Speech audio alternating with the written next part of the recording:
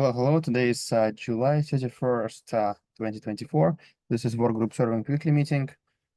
Today at the meeting, we have a new format. We will allocate first half of the meeting for updates and open topics, and then second half of the meeting will be one of the work streams meeting. So it will be multi-host today. With that, let's get started with work stream updates. Is anybody from autoscaling?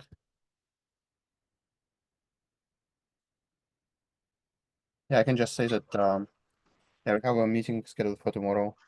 That will be for I mean we have for auto scaling, and every meeting I mean it's 30 minutes most of the time, so it's really hard to get to all the topics. So this Thursday it will be what is model logic, yeah.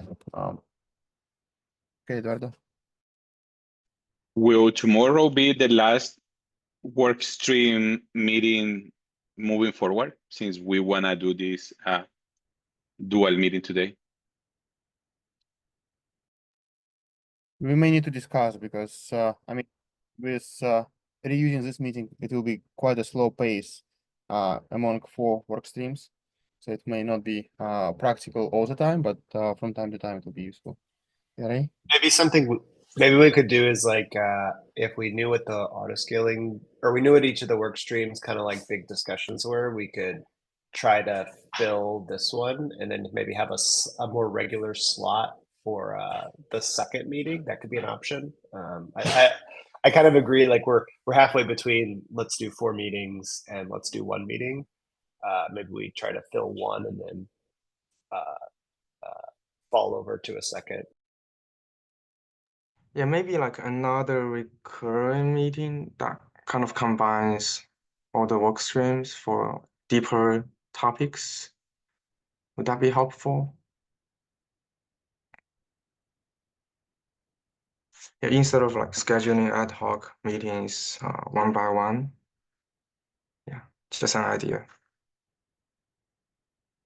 I mean, we're doing it with DRA, right? So DRA work stream, we don't have separate meeting. We have device management working group, and it's very handy.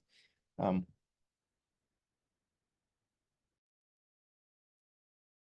have a hand.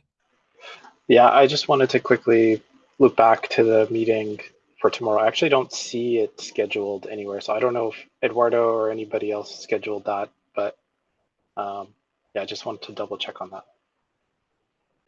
I thought it was recurring. I wonder if it ran out accidentally. Yeah, I thought I saw another meeting on my calendar and thought it was the same. So I overlooked it and didn't flag that earlier.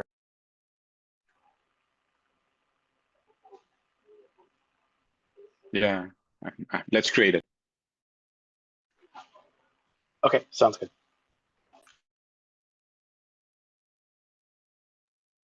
Okay, with that, let's go to DRA update. There is a lot of excitement with 131 being released. So we have a few caps merged, and now we're in plans for 132. John, do you want to speak about it? I mean, that covers it right there. We have probably, I don't know, 6 to 10 possible new caps that add features to what we built in 131. What we hope is that what we built in 131 will go to beta in 132. That means additions to it need to go have their own feature gate and have their own cap.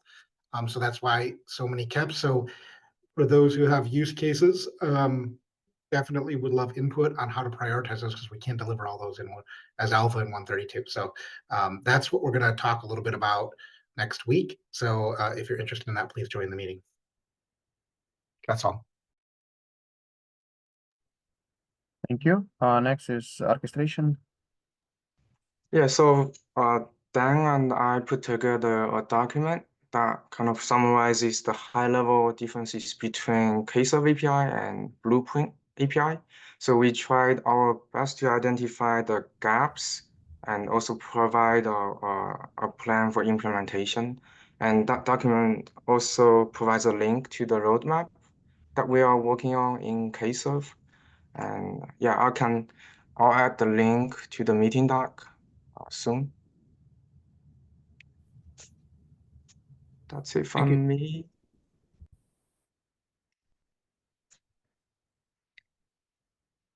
Okay, and for multi-host, we will have a second half of the meeting, but do you want to say something right now? Yeah, I think we don't have too much updates. But I see some people left comments in the network requirement doc. I think yeah, we can talk about it later. Yeah. So after this meeting, I think we can. After the second half of the meeting, we can talk about more stuff. I think recently in community, there's a lot of things happens besides the model host, the compute itself. There's a lot of like requirements on the KV cache. So that's the kind of essential components. I mean, the remote KV cache, that's the essential components for multi-host or disaggregate computing as well. Yeah, that's it.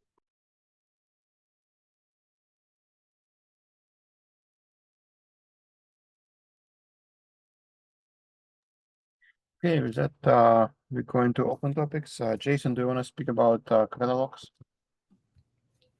Yeah, I made a public doc for everyone to comment and give feedback on the approach for customized blueprints, and I put up an example PR with the approach in the doc. So if you guys can give feedback, that'd be great.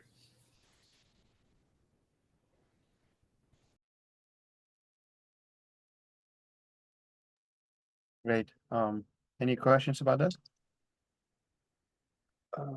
Do you want to quickly present the structure, or was this done before? Sorry, I'm back from 3-week vacation. Not sure if it was done in a previous meeting. Was not done. I can go ahead and do that. I think we have a few minutes. Do we? Yeah, maybe So- not. I think we were mostly looking at document before, but making a presentation sounds good. Jason, I cannot make you co-host. Eduardo, can you make Jason a co-host so he can share? Yeah, 1 second, looking. Yeah, I was not able to make co-host somehow.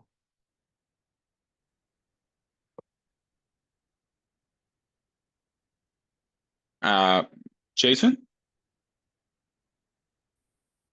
Yeah. Yeah.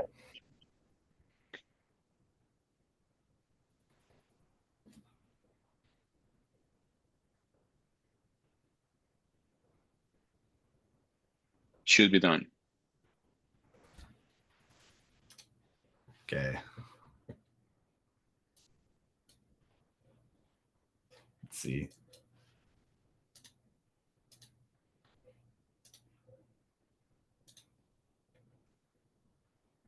All right, can you view my screen? Yeah. Yes. Cool. All right, so the basic premise of this was taking the feedback in Abdullah's original blueprint doc. Blueprint is all you need. And making a serving catalog, which is basically the optimal YAMLs for models and model server configurations. The approach I went with was to use customize so that everything is still configurable for users. We end up with, in the new working group serving repository that got set up, we'll have the serving catalog, and essentially I broke it down into paradigms, which for right now is basically single host and multi-host. Eventually could also be disaggregate. And then I used customize overlays, which allows you basically to have a base structure that you override. And I did that for model servers on top of the paradigms, and then deployments, which are basically just models for now, on top of the model servers. So we end up with a directory structure that's like single host with a VLLM overlay. And then within that VLLM overlay, I have it broken up by model. The last component are customized components, which I can reuse across different overlays. So for example, I define the resource policy, and eventually this can be extended with like HPA, so that you can reuse single host resource policies across many different models and model servers. Yeah, so that's basically how the customized directory structure works out. Ends up making it so that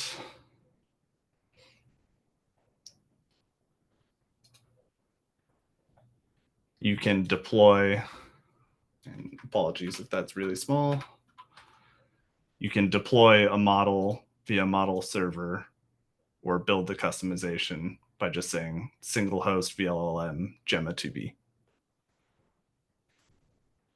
Right now I'm extending it with multi-hosts, and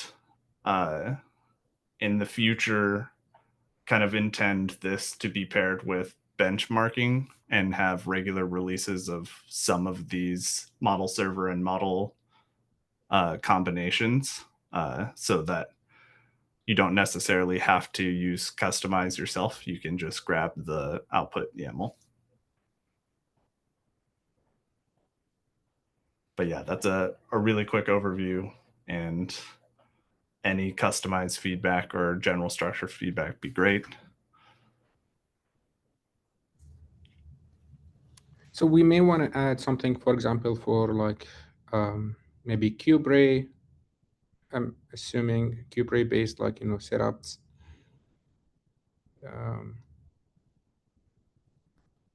I don't know if that, yeah, like fits in the single versus multi-host general structure. But we can talk about it like when we have the PR.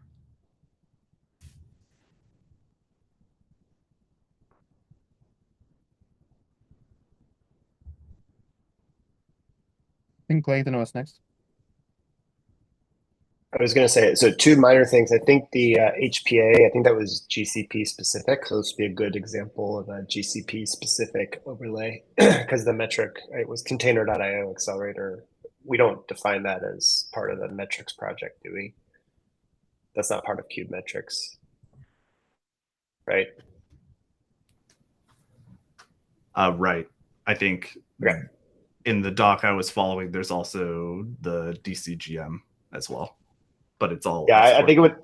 CP. I think it would be good to actually do a cloud provider specific one and a vendor specific one in this case. For that one, that's like a great test of, you know, the examples we're trying to give of showing how, you know, there's DCGM and then there's what a cloud provider might do. What are the other points of variation? Can we do anything better? You know, if somebody wants to do something for TPUs, actually, is the TPU number, does that work for both TPUs and GPUs, Jason? Or no? No, for the duty cycle. So then it might be an example of a GPU specific, vendor specific, cloud vendor specific. So it's just, I'm exploring the structure here because what we're trying to do is highlight where things are inconsistent and different, and then have the discussion about why they're inconsistent and whether that's essential or accidental or represents an opportunity for us. And then maybe the second comment was, Eduardo asked about the blueprints naming. The original idea that Abdullah was kind of iterating on was something that was more controlled than a template, which wasn't an open-ended customization, but less locked or baked in than a structured API. I would actually love for us to formally define as part of the working group a recommended term for the middle ground. And like, this is a taxonomy, Brian published his, you know, issue 1007 or whatever, whichever one it was, which was the, you know, the classic founding doc for config in Kube that kind of laid out the different paths. I would actually love for us to go back and make a recommendation, because serving, I think, is going to be very config driven from the perspective of microservices in Kube were designed before GitOps was a widely adopted thing, and then a whole bunch of stuff grew up around Kube. It's actually an opportunity for us to survey the ecosystem and talk about take some of the language that's already there and formalize it a little bit. So I really like the idea, Eduardo, of spending a little bit of time as a small group to go and talk about some of that taxonomy of config and how it might apply to inference as distinct from microservices, and when what can we do to improve clarity for new users coming to Kubernetes who maybe might not be familiar about the landscape, might be looking for some guidance. I think that's well within our remit as well to at least discuss.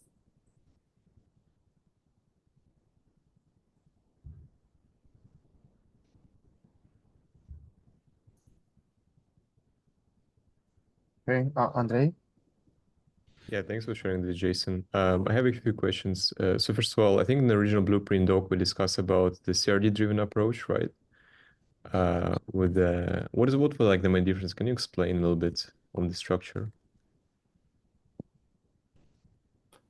Yeah, the main difference between this approach and the original blueprint approach is that we're not necessarily seeking to do an operator. We want a catalog of configurable YAMLs, open-ended, so that users can come and change anything they want to instead of having a slightly opinionated version. I don't know if Abdullah wants to expand on that. Yeah. So I don't know if you've seen the document that I shared and before about like the catalog. Let me just quickly. Do you mind opening that, Jason? The LLM serving catalog, Kate's LLM serving catalog.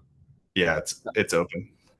Okay, so the idea here is to basically inform what, like, finding a way to better inform what would like a workload API look like for LLMs. I know Kserve has a very good starting point already, but like for many people who do not want to use Kserve and they just want to use upstream Kubernetes vanilla APIs, we wanted to provide like a simple catalog of common configurations for like open models, and from there we can try to basically identify commonalities and help us define that workload API and what the blueprint operator should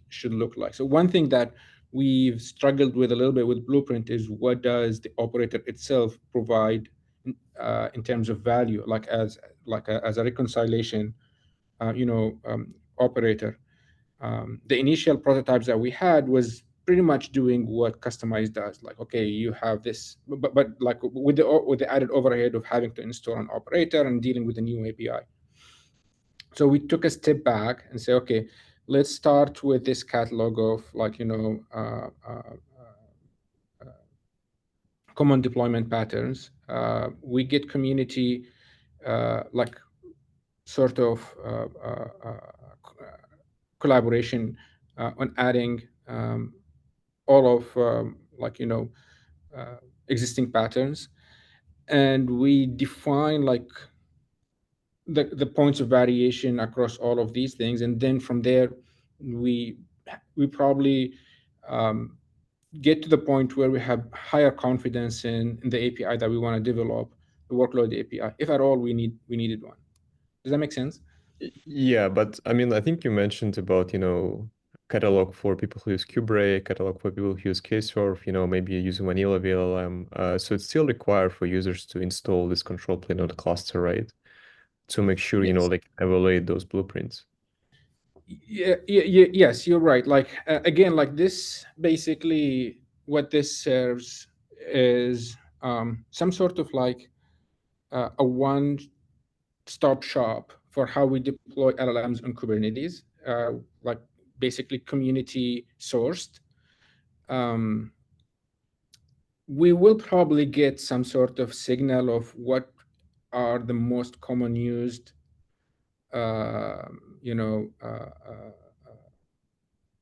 examples, and we can move forward from there. Like we're not trying to create another operator on top. We're just basically saying, okay, we had Llama 400B, for example, a couple of days ago.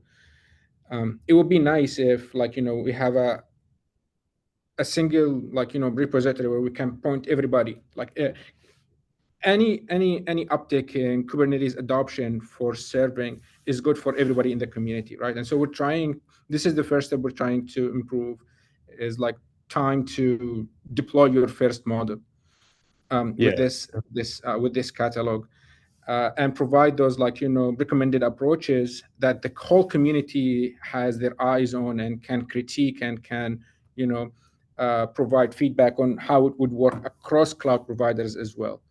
So it's basically like a less complicated or less friction, like has less friction compared to basically hiding all of this behind an operator and requesting people to install the operator. Kubernetes on of itself, yeah, it's an operator that already exists. We're not saying that we're going to recommend it. We're just saying, okay, if you want to do it with Kubernetes, here's how you do it. If you don't, then here's how you do it with, for example, like just deployments and HPA. Yeah, but I mean, we as a community, right? Like you're talking about, different cloud providers. Like, are we planning to make it, portable?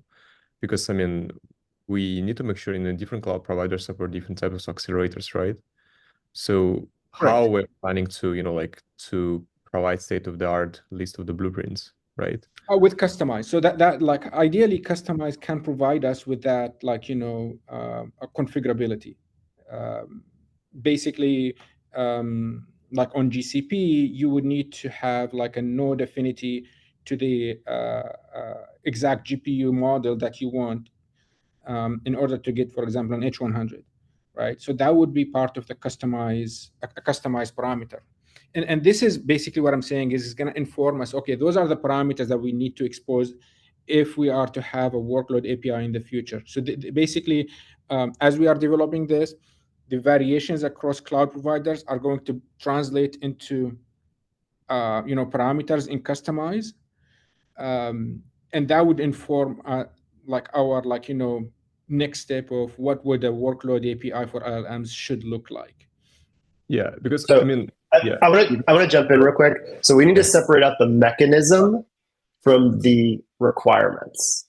So I think, like, to go back, I don't have an exact number, nor could I publicly disclose it, but the majority of GPUs that I know of on GKE are just being run through straight deployments and stateful sets and basic workloads.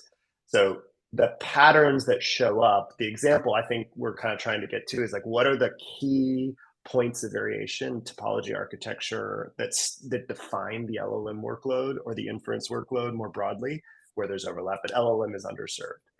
I actually was just looking for this so I could share it.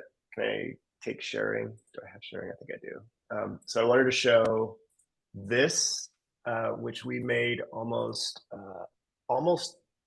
8 years ago now, which is the spreadsheet that informs stateful set. And this was a review of the ecosystem for all the different types of stateful software.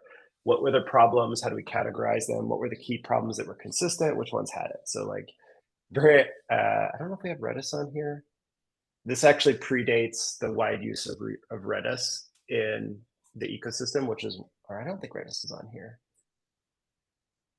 Yeah, so this is old enough that it predates Redis, just to give an example, but like this pattern, I think we're trying to get at, like, what's the pattern that we would find here? Does it, how we use that data, I think is, we're not at that phase yet. And I think that's what Abdullah was trying to really emphasize is the Kustomize is an example of a useful thing that's just useful enough and minimal enough and has the least number of possible dependencies on anything to expose the horizontal column, the horizontal rows and the vertical groupings. Like for LLM serving, disaggregated versus not is one variation. And so I think the intent is to be able to represent, to turn those into a spreadsheet, and then to go back to the spreadsheet and say, what are we missing? And maybe the spreadsheet includes general inference workloads. I think in partnership with K-Serve, I think that's the blueprint K-Serve comparison that Jan's done. And I think that's very useful. So I would focus on that objective here versus what the, does this live past 3 months in its current form? Who knows? Is it useful now? Probably. Yeah, because I mean, the problem is like, different, customers might require different kind of, set of requirements, especially like, on the latency state of things, right? I know, for example, like Ray behind the scenes using Cubicorn, which probably cannot achieve like very low latency. For some like, use cases might be okay, but for some specific use cases, when you need to have like, like less than 2 milliseconds latency, you might need to consider other frameworks which support customizable, like the gateways for you. So I just want to understand like what is our, like, is it like, the quick way of running LLM on Cube, or we want to provide the, production ready, some sort of the inference for people to build on something on top, right? So this defining this. Good. I would, the goal of this group, I think, is to bring expertise and those questions to it. If, people will always be able to run whatever they want inside of a container. What are the things that extend outside of the container that are meaningful? Like, is low latency a row, or is it a column, or is it a orthogonal problem? Getting to the point of, like, maybe an area is like, we shouldn't set ourselves up for failure, which is just having a set of these is useful because then we can nitpick them. My suggestion to Jason with like spreading it out into cloud provider. You brought up different clouds call their accelerators different things. DRA is letting the vendor define the constant, but then how does a workload know what that constant is? Does the Kubernetes project go look at all those constants and say, okay, because NVIDIA did a V1 of this constant, defining an H100, every single Cube distro for the rest of time has to use that constant? Because I don't know, like we were having this discussion, I think John and I chatted about this a month or two back. Are the constants that the device driver vendors use in DRA part of the Cube compatibility guarantee? From a workload and ecosystem perspective, they very well may. Having good constants that allow you to say, I want to use this accelerator for this workload, I don't care what the cloud provider's problem is one use case. But there's another use case, which is, I don't care what the constant is, I'm the platform team, I'm thinking in terms of nodes. That I would love to have that argument around the like somebody goes and tries to do 30 customized patches for each AWS instance name and says, you know what, maybe there's a better way here. That's, I think, the discussion I'd love to drive under.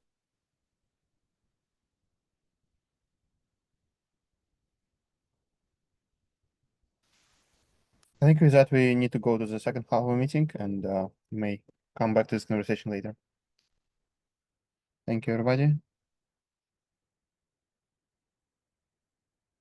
Jackson, take it over. Sure.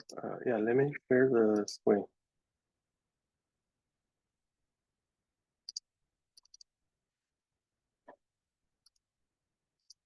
Okay. I think in the wait a minute. We only have one topic, the multi-host networking requirements listed in the multi-host workstream meeting for today. And yeah, I think yeah, we will talk about the network architecture in the data center and some requirements from distributed and disaggregated inference. Yeah, I have a doc here, so we can start to talk about it. Yeah, firstly, I think we'd like to introduce the network architecture and the terms.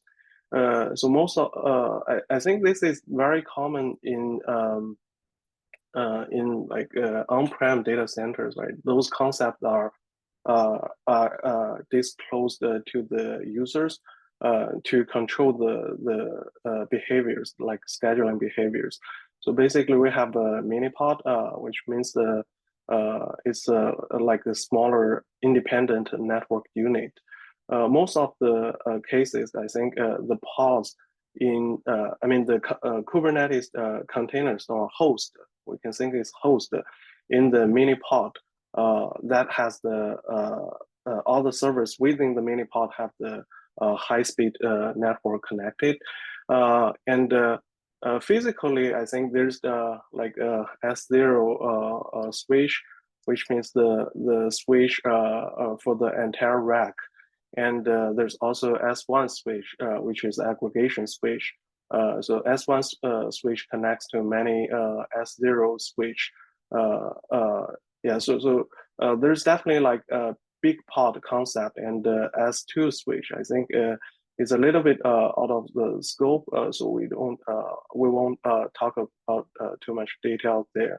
And so as we talked, I think within the mini pod, most of the time the servers have the high-speed network interconnectivity.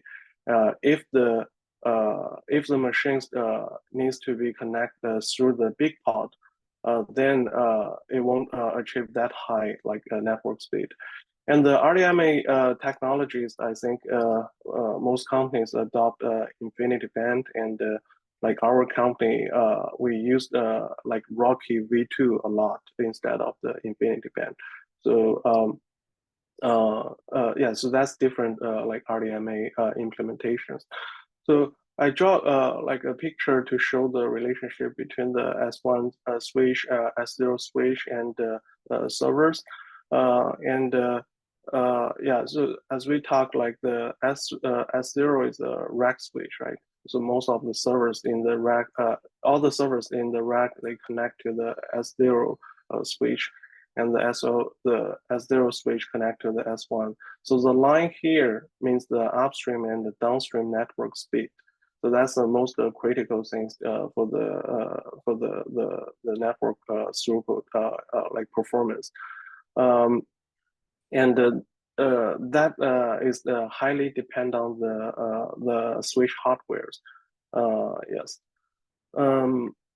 There's definitely different ways to build this network topology. That's more on the, I think, that's not like a software stack, and the people who build the data centers, they are more familiar with this. And based on the servers, I think there's the different like factors need to be considered. Like we want to check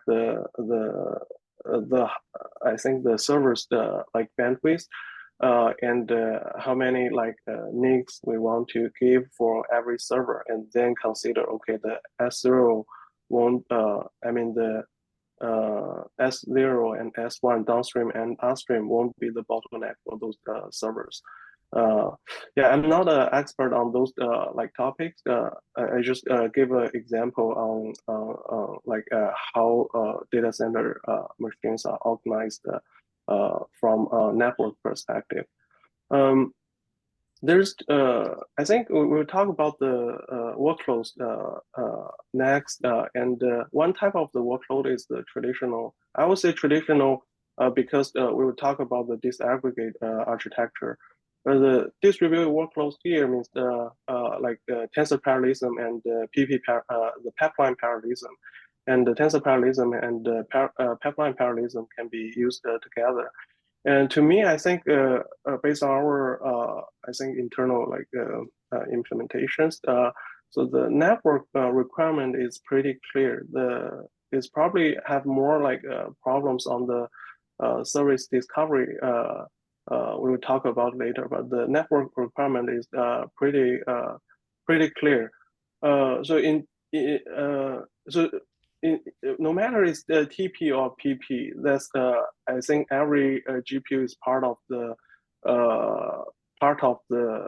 inference instance. So we definitely need a GAN to make sure all the pods can be scheduled together.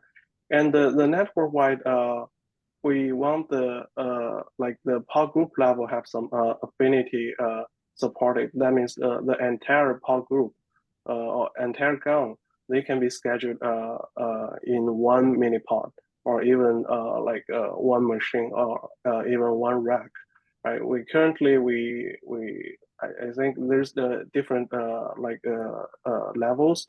but most of the time, I think people only care about whether that's under 1 minipod. I think there's no need to schedule to the single rack at this moment, but it depends on your use case. So this diagram is the example of the deployment using AGPUs in tensor parallelism way. That's I think a 4x2 setup. So every GPU node have 4 GPUs, and in total there's 2 machines. So if we want the TP8 setup, we have like 8 ranks, and I think within the node, that's definitely like fast. You can leverage the NVLink. Across node, you need to make sure they can exchange the data efficiently using the RDMA network, because the TP communication involves like all-to-all and reduce operations. And every GPU is changing the information with others. So that's I think the network-wide, that's a very important thing. If we fall back to the VPC network, the overhead is very large. And for those, I think the users without the high-speed networks, most of the time, I think it consider the TP and the PP way. So that means within the node, it still use the TP. So that means like the rank 0 to rank 3. That's a full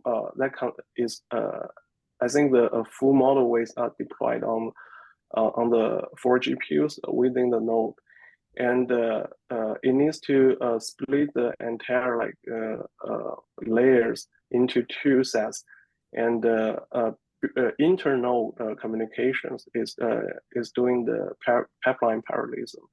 But I think so this setup works as well. In that case, every node once they finish the inference or calculations for first part of the layers, you need to transfer the weights to the corresponding node, and it needs to calculate the second half, because the layers are split.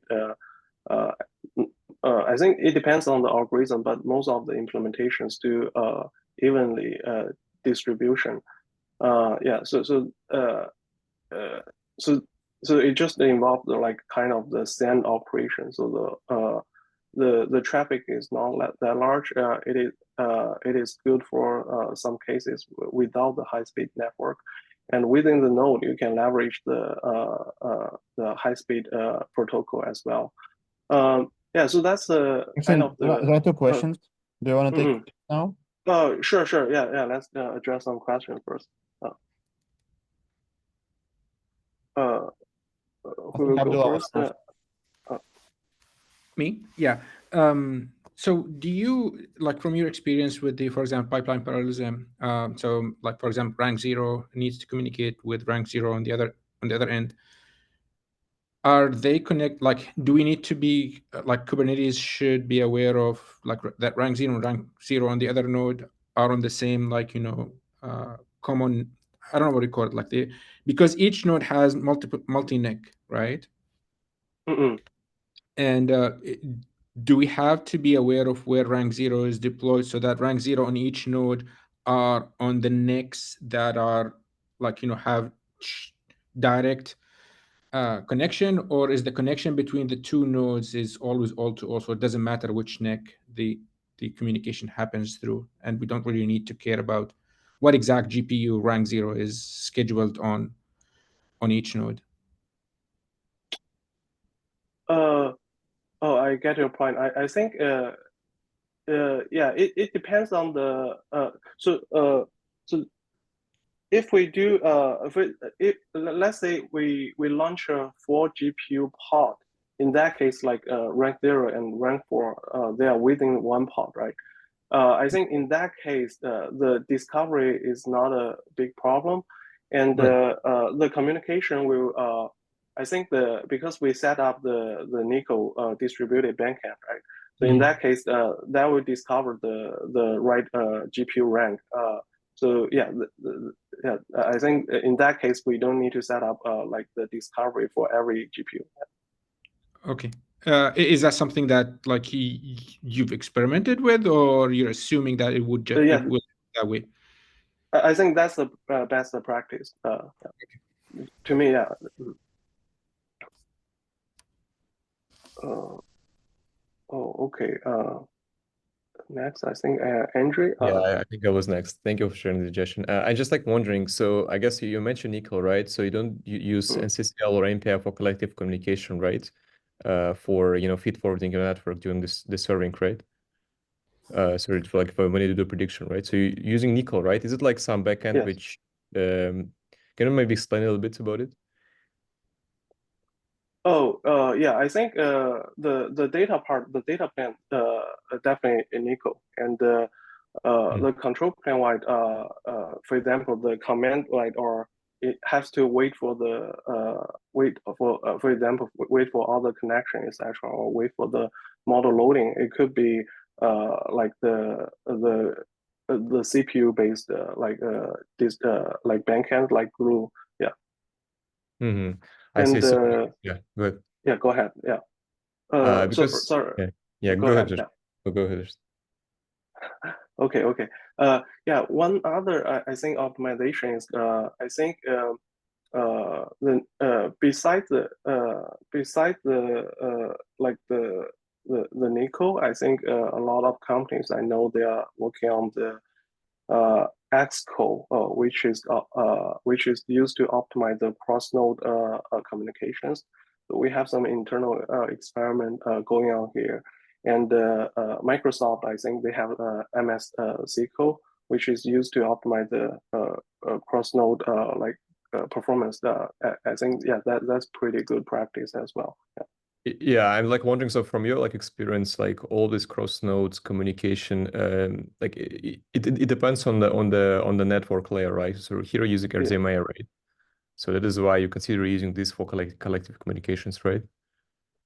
Yes, that's true. I think we are talking about the from the scheduling perspective, we are talking about the high level, but most of the cloud providers, yeah, I think like us, our Nico, we detect the kind of the device mesh. We know okay how to do the network transfer are more efficient. So that's kind of the optimization behind the Nico layer. Yeah, because as far as I know, like some folks on-prem using some HPC and all technologies, like they're using API. I guess like from your experience, you don't use any API here, right? When you're on-prem clusters.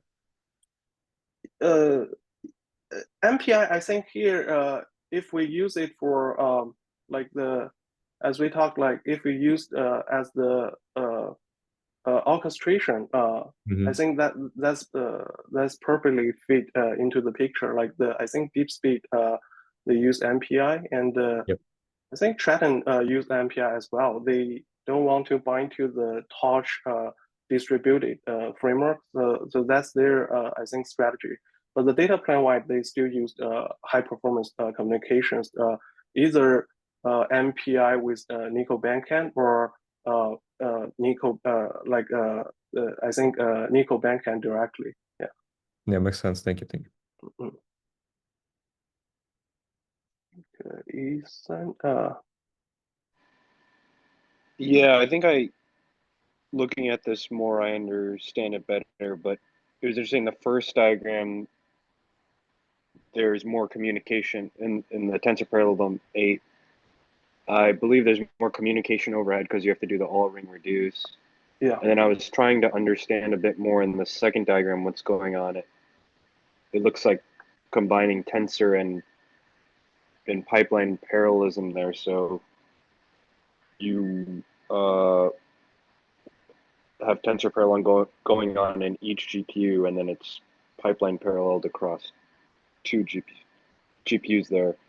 Could you just explain a little bit more about networking trade-offs here with different model architectures? Anything that stood out to you or you've observed? Sure. Yeah, I think yeah, your observation is correct. Like the auto introduced a lot of like network like data transferring. So the problem is people love TPs because the latency is guaranteed. It's not that slow as the PP. So I think based on the different optimization goals, depends on your application, the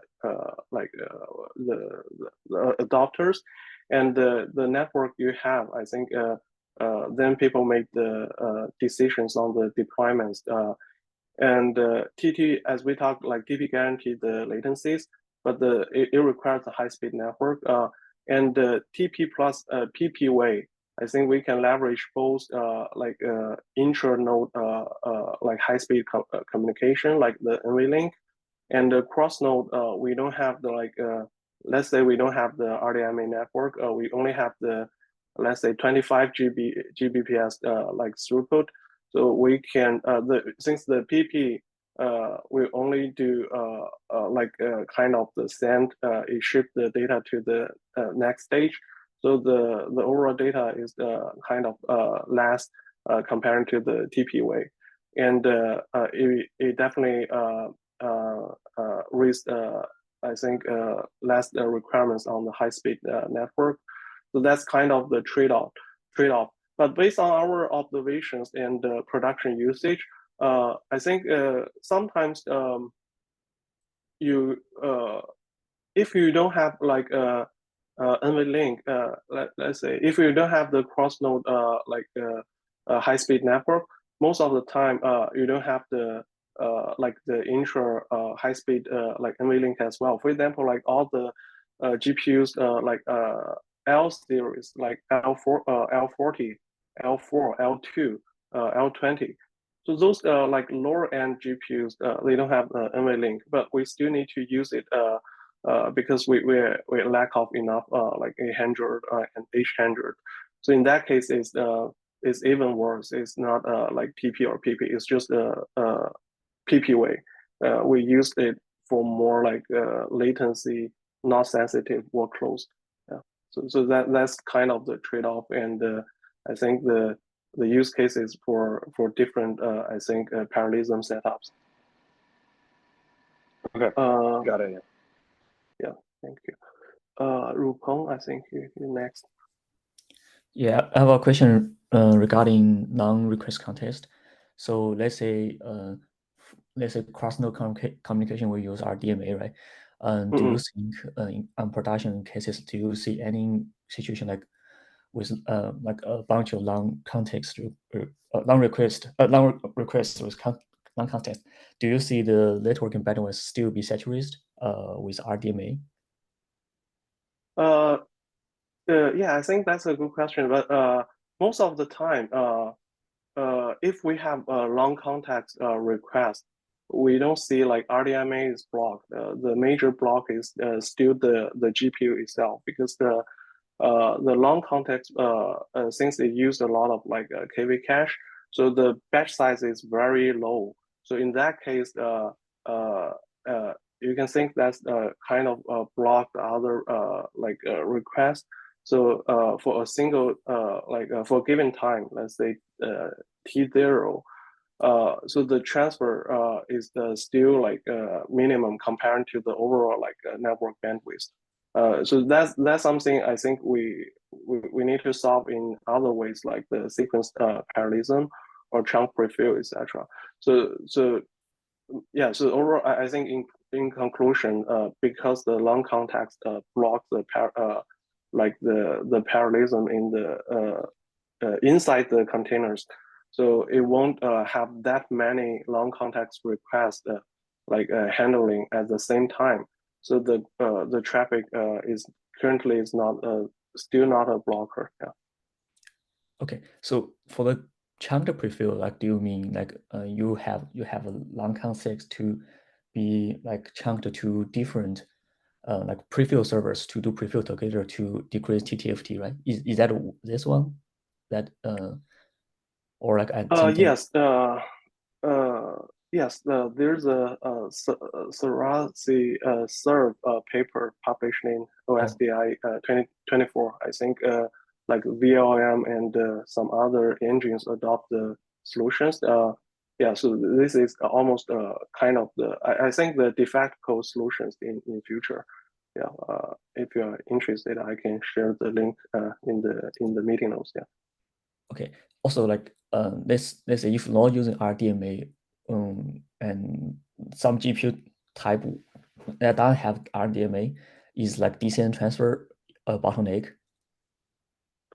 Definitely, yeah. I think I think from our observations, no matter is I think our data centers or some public clouds, only high-end GPUs versus the high-speed networks. I think it is it is paired. I think those low-end GPUs normally won't have a high-speed network. Most of the time, they still use the VPC networks. Yeah. Okay, sounds good. And so right now, like this solution and architecture is still for fixed disaggregate serving, right? So let's say, like, do you have any plan to in future to support the dynamic one, or like do you see benefits to support dynamic one? Yeah, I think that part we can talk about later in the coming section. Yeah. Okay, sounds good.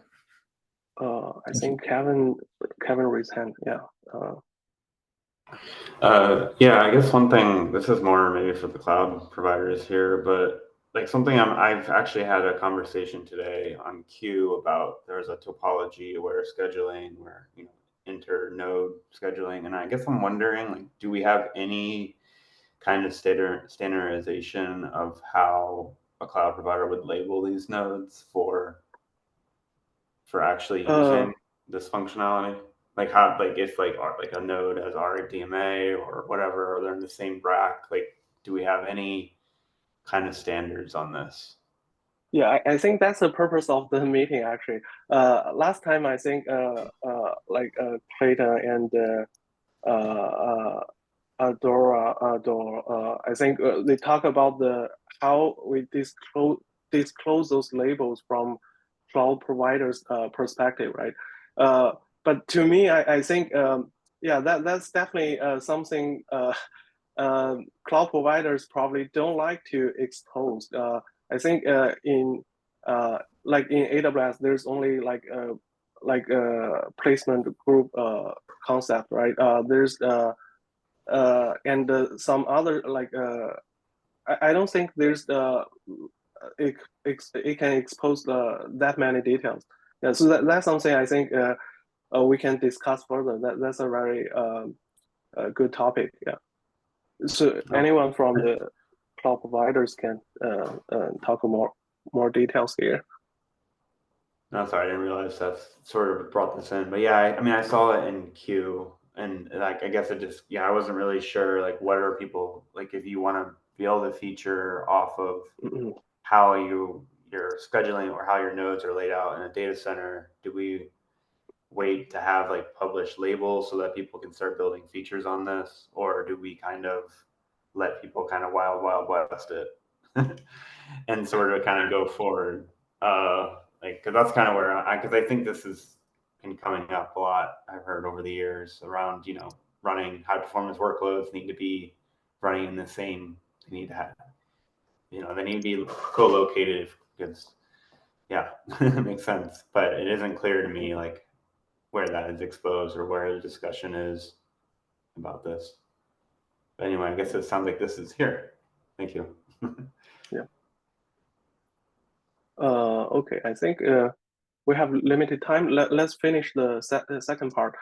I think the new technology or like inference I think pattern is the disaggregated serving, right? That means it split the prefill phase and decode phase into different machines because they are like compute bound and GPU memory bound. So they have different requirements on the GPUs and have different like batching strategies. So it's worth to disaggregate the different phase. And I think the requirement is still similar. Like because it involves the KV transfer. So that means once the preview machine finish the computation, it need to transfer the intermediate like KV results to decode machines. So that's very large. I think that's very easy to calculate once the model is given. Like for 2K, I think 2K based on different models is like probably 10 MB to 100 MB scale. So in that case, let's see this topology. We like the prefill node itself or decode node itself, you need to build the Nico ring. Let's say we use TP, so they need to do the calculations themselves. And then once they collect the data, finish the computation, they need to ship to the node. And it depends on the implementations. There's different strategies.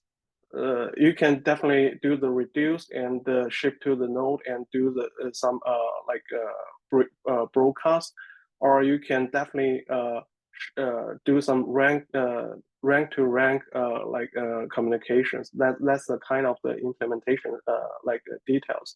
So in that case, we think that's similar to the TP, and it's similar to the like the PP way. So the highlighted rank 0 need to transfer some data to the highlighted rank 0 with different like roles. So yeah, I think in some of the applications we just ship the like the data from rank to rank instead of doing the collect like the reduce and the send and broadcast away. And the orchestration perspective, I think the naive way is like one prompt to one decode, or two prompt, or even three prompt workers maps to one decode.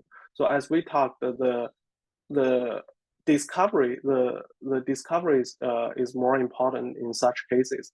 So the reason people do like fixed ratio is that's easier to build the topologies, and it's very easy to set up the torch backend, distributed backends. But this is something not like not the I think the ideal setups, because in the splitwise and these serve papers, I think people prefer to use pools. But by adopting pools, there's definitely challenge on the like KV cache transfer, because it involves the P2P send. So that part is not that easy to handle.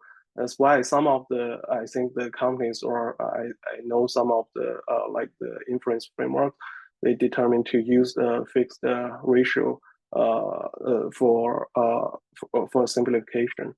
And in future, I think that will be a worker pool. So that means we have a list of preview or prompt like workers, and a list of the decode workers. So the network network requirement is still like every preview and decode, they should have some network affinity. But the preview to preview or decode to decode, that doesn't matter. But this thing, I think, will change once people introduce the sequence parallelism. If we want to break like a long context prompt into small chunks and distribute it to different like preview workers and finish the computation. So in that case, the preview and preview need some network affinity as well. So I think that's the. But overall, I think it's pretty clear if we fully understand the communication patterns. That's I think the network like affinity part on the scheduling should be like very I think fixed patterns. Yeah, so that's the kind of the disaggregate part. And I think your question is yeah, I think I addressed the fixed ratio and the worker pool question earlier. Yeah. Okay, sounds good. Okay, yeah. Any questions? Oh, 5 minutes over time. Is there anything, any last word you want to say? Anything, last idea? Yeah. I think last week the paper author of the I think the DServe, they come to our office. We have some discussions, and they're working on the VLM disaggregate PRs.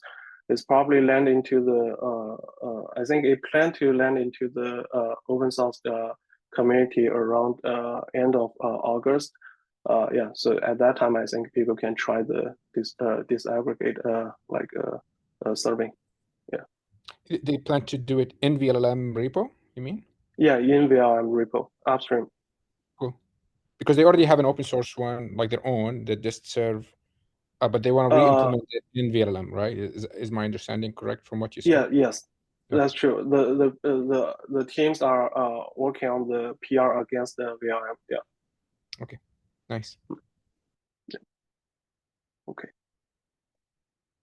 I think that's it. Yeah. Okay, thank you everybody for joining. See you next time.